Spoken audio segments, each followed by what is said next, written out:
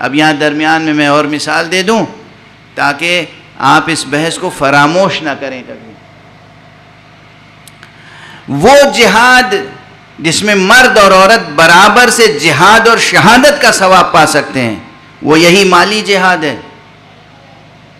عورتیں بھی کوشش کریں کمانے کی، عورتیں بھی کوشش کریں بزنس کرنے کی.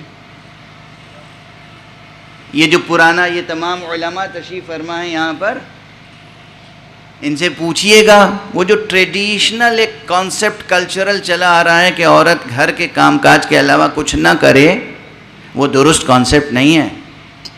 عورت حجاب میں رہے، عورت جو ہے وہ اپنی عفت کو بچائے، اپنی حرمت و عظمت کو بچائے، لیکن اس کے ساتھ دنیا کا ہر بڑا کام عورت کر سکتی ہے.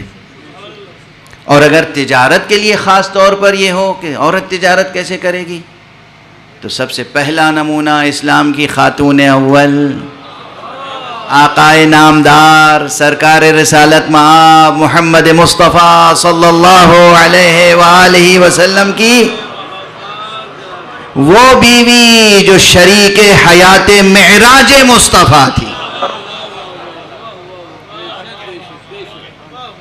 جناب خدیجۃ الکبریٰ سلام اللہ علیہا.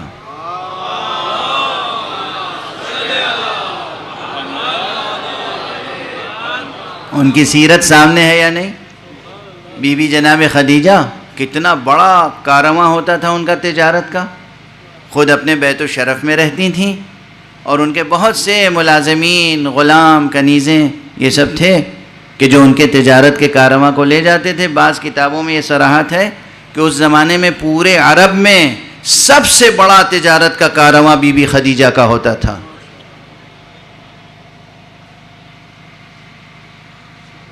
اور پھر یہ اسی بیوی کو شرف حاصل ہوا کہ ان کا مال تجارت لے کر، ان کا مال تجارت لے کر کون گیا تجارت کرنے کے لیے؟ اس کائنات کا سید و سردار، علت تخلیق کون و مکان، صاحب معراج حضرت امام المرسلین خاتم النبیین محمد مصطفیٰ صلی اللہ علیہ وسلم.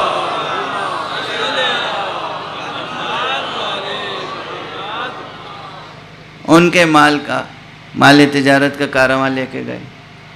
اب میں یہاں پر ان کے فضائل و معجزات بھی بیان کر سکتا ہوں، لیکن میں دامن وقت میں بھی گنجائش نہیں ہے.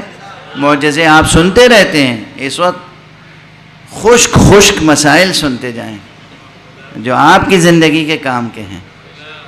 اپنی بیٹیوں کو ایسی تربیت کریں کہ بہترین بزنس کر سکیں، صنعت کر سکیں، کریں اور کما سکیں، اور بیٹوں کو بھی اسی طرح.